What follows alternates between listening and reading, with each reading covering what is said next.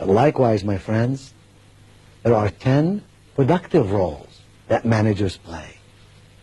And you may spot some of these roles in your own life, and I'd like to share them with you. Here's the first one, the facilitator. The manager who facilitates the process, who makes it easy for people to do their jobs.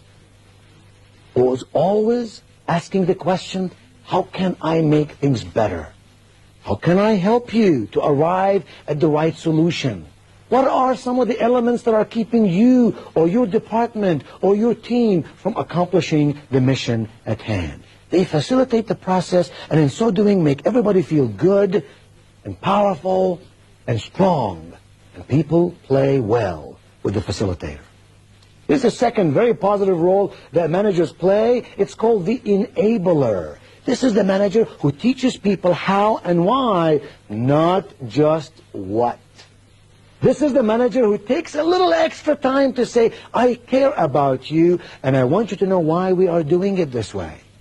And so next time when you cross this bridge, you will know for yourself some of the ideas that went into the making of this decision. This is the manager that grows people instead of simply uses people. The third productive role that managers play is called the empowerer. This is the manager that generates enthusiasm, helps people discover better ways to do their tasks and their responsibilities.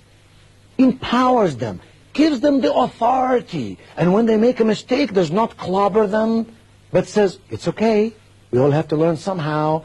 This is the manager who says, if you take risk out of life, you take opportunity out of life. As long as it's calculated risk, as long as you think through it carefully before you do it, go for it and make it happen. That brings us to the fourth role that managers play productively, and that's called the guide. This is the manager who sets a good example, leads people to peak performance, and does so by his or her own behavior. These are the managers who don't say, do as I say, but rather say, yes, indeed, do as I do. They're the guide. They show us the way, and they lead us to prosperity and success. The fifth role is called the encourager.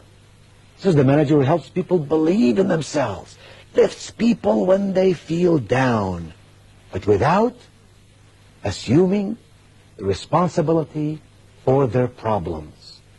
Do you know the manager I'm talking about?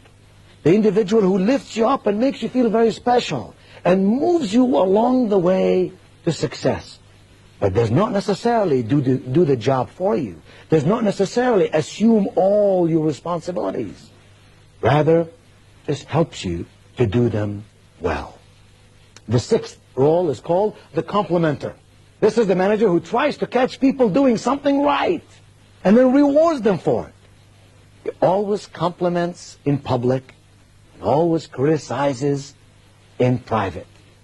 I don't mean by compliments that they're empty compliments that have no meaning, because if you give compliments coming and going day in and day out, the person who listens to those compliments is an intelligent human being. If they regard this compliment with any sense of significance, it must be a genuine compliment. It must be a compliment that the person says, I'm glad my boss noticed me doing something right. It makes me feel good that my manager complimented me on this project. Number 7, the peacemaker. This is the manager who works constructively to settle disputes. This is the manager who serves as an advocate to both management and workers. You know what I'm talking about? This is not the manager who simply passes the buck. This is the manager who says, management is here, employees are here. How can I build between those two a partnership for profit? How can I bring those two to understand each other, to work with each other? How can I build an understanding in management for the needs of employees and in employees for the needs of management? That kind of manager, my friend, is a magnificent person. Company person, but also a people person. Then the eighth productive role that managers play is called the communicator. Can you think of anything more important in human relationships than your ability and my ability to communicate effectively with each other? To speak in a way that people understand? To listen to people in a way that they know we care? To observe what's going on around us and about us in a way that we can catch facts and figures so we can do our job better? Communication ultimately is at the very heart of all we do. We're not machines, we're persons, and persons must communicate. The manager who knows how to explain to his or her people what to do and how to do it and why it's important that they do it is a communicator, and we need more and more of those managers. Number 9 is the challenger. This is the manager who shows people their potential without highlighting their failures. This is the manager who rewards people for their progress. Fair? Yes. Accurate? Yes.